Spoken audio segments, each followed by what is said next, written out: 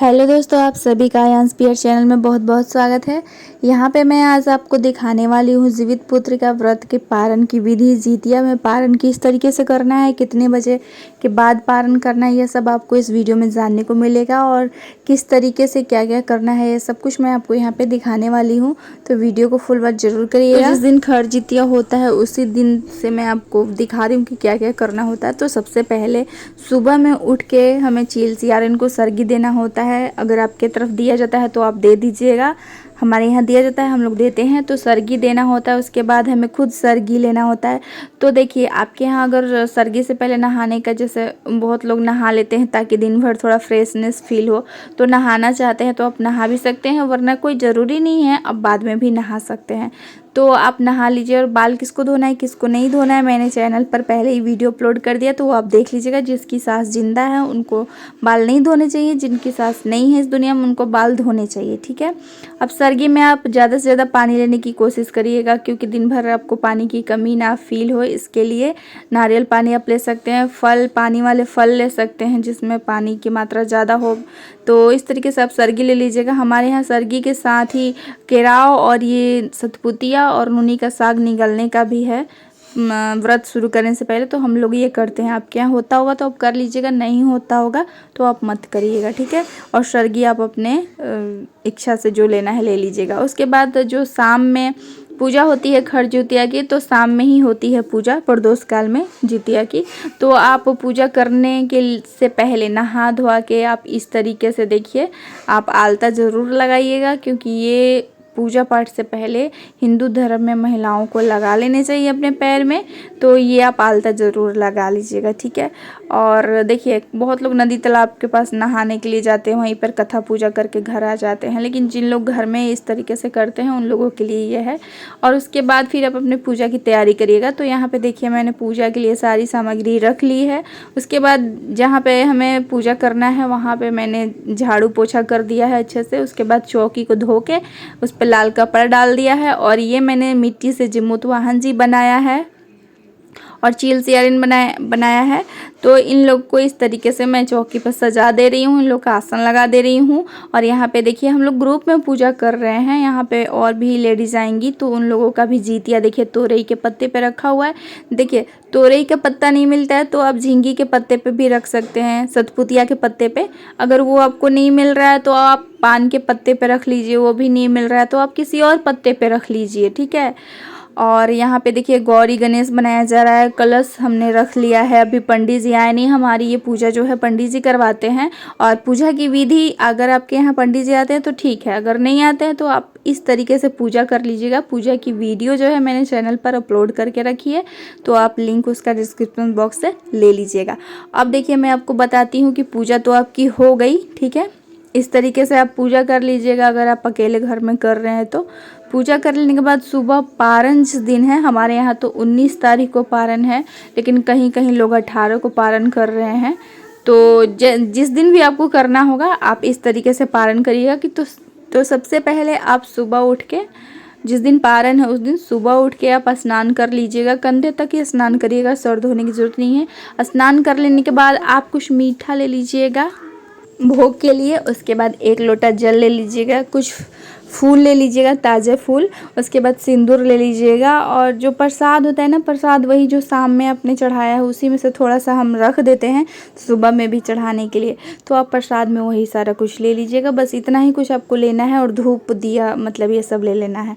और आप वैसे ही थोड़ा सा जल डाल के फिर सिंदूर रोली लगा के भगवान जी को कलश के पास भी थोड़ा सा आप फूल चढ़ाइए, थोड़ा सा आप प्रसाद चढ़ा दीजिए। उसके बाद अक्षत वगैरह छिड़क के फिर धूप दिखा लिया जाता है और अगरबत्ती वगैरह दिया वगैरह दिखा के, और बस उसके बाद फिर प्रणाम कर लीजिए, भगवान जी से क्षमा प्रार्थना कर लीजिए। और जो भी आपको प्रार्थना करना है प्रार्थना कर लीजिए। उसके बाद जो है हाथ में ऐसे पानी लेके थोड़ा सा और आचमन दे दिया जाता है, मतलब दोनों तरफ ऐसे पानी को गिरा दिया जाता है। उसके बाद फिर जो प्रसाद वगैरह है वो सब उठा के थाली में रख लिया जाता है। और जो जितिया है, जितिया को भी उठा के थाली में रख लीजिए।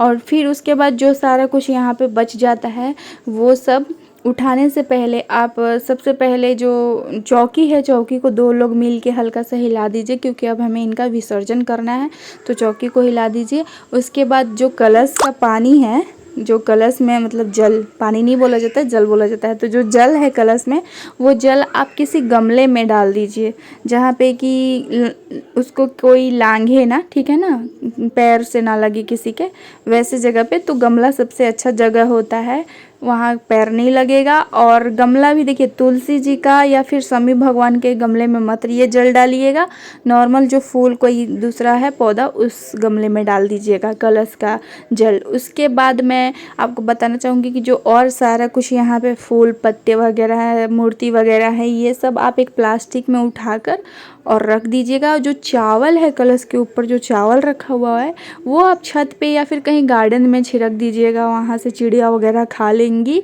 और जितना कुछ है पत्ता वगैरह, फूल वगैरह, मूर्ति, वो सब आप उठा के प्लास्टिक में रख दीजिएगा और किसी नदी तालाब में विसर्जन करवा दीजिएगा घर के किसी जेंट्स से, ठीक है। अगर नदी तालाब आपके आसपास नहीं है तो सबसे अच्छा उपाय है कि आप गमले में ही ये सारा कुछ दबा दीजिएगा, ठीक है। फूल वाले गमले में, दूसरे कोई फूल वाले गमले में आप ये सारा कुछ दबा दीजिएगा, ठीक है। उसके बाद क्या करना है मैं बताती हूँ आपको। और उसके बाद देखिए, सबसे पहले जो आपने खीरे का काजल बनाया है, ये काजल आपको अपने बच्चे के आँखों में लगा देना। अगर आपके यहाँ नहीं बनाया जाता हो तो बना लीजिएगा, इसके लिए कोई रीति रिवाज नहीं है कि यहाँ नहीं बनाना है वहाँ नहीं बनाना है, ये अच्छा चीज़ है, बना लीजिएगा काजल। और थोड़ा सा काजल आप अपने बच्चे के आँख में लगा दीजिएगा। उसके बाद जो जीतिया है, जीतिया अपने बच्चे के गले में आप पहना दीजिएगा, ठीक है। बच्चे के गले में आप सबसे पहले जीतिया पहनाइएगा, सोना का जीतिया भी आप अपने बच्चे के गले में डाल दीजिएगा, धागा वाला भी डाल दीजिएगा। अगर आपने सिर्फ एक ही रखा है, सिर्फ धागे का रखा है या फिर सोने वाला ही सिर्फ रखा है, तो जो भी आपका जीतिया है जिसको आपने पूजा है, वो जीतिया आप अपने बच्चे के गले में डाल दीजिएगा। और बच्चे के गले में कम से कम 10 मिनट, 15 मिनट, आधा घंटा, 1 घंटा रहने दीजिएगा, जितना देर बच्चा रखना चाहे। उसके बाद फिर उतार के आप अपने गले में डाल लीजिएगा, ठीक है। उसके बाद आप दक्षिणा निकालिएगा, सीधा निकालिएगा, दक्षिणा और सीधा दोनों, ठीक है, ब्राह्मण के लिए। और अगर आपके यहाँ पंडित जी आते हैं तो उनको दे दीजिएगा, अगर नहीं तो मंदिर में जाके आप ये सारा कुछ दान कर दीजिएगा। तो सबसे पहले देखिए, लोग इसमें चावल और आटा दोनों देते हैं, ठीक है। आपको जो देना है आप दे सकते हैं, चावल या आटा, आप अपने इच्छा अनुसार जितना आपकी यथाशक्ति है उतना आप निकाल दीजिएगा। साथ में आप दक्षिणा ले लीजिएगा, आपने 101 रुपया, 51 रुपया, 21 रुपया, 11 रुपया, जितना आपको देना है आप दे दीजिएगा। उसके साथ आप जो प्रसाद उस दिन चढ़ाए हैं, फल मीठा में कुछ है, जो भी चना वगैरह है, ये सब आप प्रसाद ब्राह्मण के लिए भी निकाल दीजिएगा। साथ में आप थोड़ा सा सिंदूर निकाल दीजिएगा, ठीक है, सिंदूर निकाल दीजिएगा। तो ये सब चीज़ आप, और दक्षिणा ज़रूर रखिएगा, क्योंकि जो भी चीज़ सीधा में कमी होगी दक्षिणा उसको पूरा करेगा। तो वो सारा कुछ आप सीधा में निकाल के ब्राह्मण के लिए सबसे पहले रख दीजिएगा। उसके बाद पारण करिएगा। अब यहाँ पे मैं आपको पारण का समय बता देती हूँ। पारण का जो समय है सूर्योदय के बाद है, सूरज निकलने के बाद पारण कर लेना है जितिया में, 6:10 के बाद, ठीक है। तो पारण का यही समय है, आप पारण इसी टाइम पे कर लीजिएगा। और पारण देखिए करने के लिए हमारे यहाँ तो इस तरीके का रिवाज है, आपके यहाँ होता होगा तो ऐसा कर लीजिएगा। तो आपको सबसे पहले लेना है सतपुतिया। देखिए ये है सतपुतिया, इसमें से हम एक फल ले लेंगे, बहुत सारे फल लगे हुए हैं सतपुतिया के। और साथ में हम लेंगे ये नूनी साग, देखिए इसका भी हमें निगलना होता है, इसको बिना मतलब तोड़े निगलना होता है। जैसे इसका एक पत्ता, इतना ज़्यादा हम थोड़ी ना निगल सकते हैं, एक पत्ता इसका तोड़ना होता है। सतपुतिया का एक फल लेना होता है। खीरा जो यहाँ पे मैं आपको दिखा रही हूँ, ये है देखिए केराव है, जो गोल गोल आपको चने जैसा दिख रहा है, ये केराव है, इसको एक दिन पहले भिगोना होता है। और उसी के साथ ये देखिए खीरा होता है, पका हुआ खीरा आपको मार्केट में जितिया के टाइम पे बहुत ज़्यादा मिलेगा, क्योंकि इसको निगलना होता है। तो ये देखिए खीरा का जो बीज है ना, इसी बीज को निगला जाता है पारण के दिन। तो केराव, सतपुतिया, नूनी का साग, खीरे का बीज, ये सब पानी के साथ या फिर गाय के कच्चे दूध के साथ आप निगल लीजिए।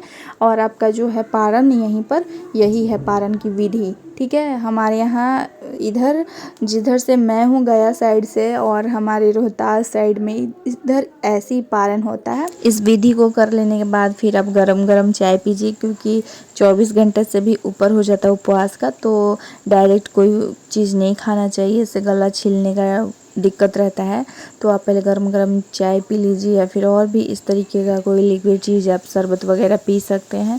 उसके बाद फिर आप चाय पकौड़ी खाइए, मड़वा की रोटी, नूनी का साग, क्योंकि पारन के दिन भी ये सारा कुछ बनता है। अरबी की सब्ज़ी, झींगी की सब्ज़ी बनती है, सतपुतिया की, और ये सब कुछ कढ़ी वगैरह बनता है, पकौड़े बहुत तरह के बनते हैं। तो ये सब फिर आप खाइए। और अगर इस दिन आपको, देखिए पारन के दिन क्या होता है ना, बहुत ज़्यादा नींद आती है, ऐसा लगता है जैसे कितना आराम मिल गया है बॉडी को, बहुत नींद आती है। तो देखिए उस दिन सोना बिल्कुल भी नहीं होता है, क्योंकि कहते हैं कि उस दिन सोने से जो भी हमने व्रत करके पुण्य कमाया होता है वो सारा यम के दूत लेके चले जाते हैं।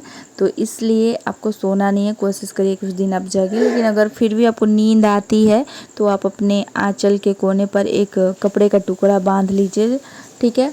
उससे जो है आपका पुण्य आपके पास ही रहेगा, ऐसा लोग कहते हैं। या तो फिर आप अपने आंचल के कोने पर थोड़ा सा चावल, 1 चम्मच चावल बांध लीजिए, ठीक है। और उसके बाद फिर अगर आपको नींद भी आता है तो ऐसा कहते हैं कि शायद कोई उससे दिक्कत नहीं होगा। तो ठीक है, यही था पारन का विधि। और अगर आप सभी का कोई सवाल होगा पारन की विधि से रिलेटेड तो मुझे कमेंट करिएगा, मैं उसका जवाब ज़रूर दूँगी।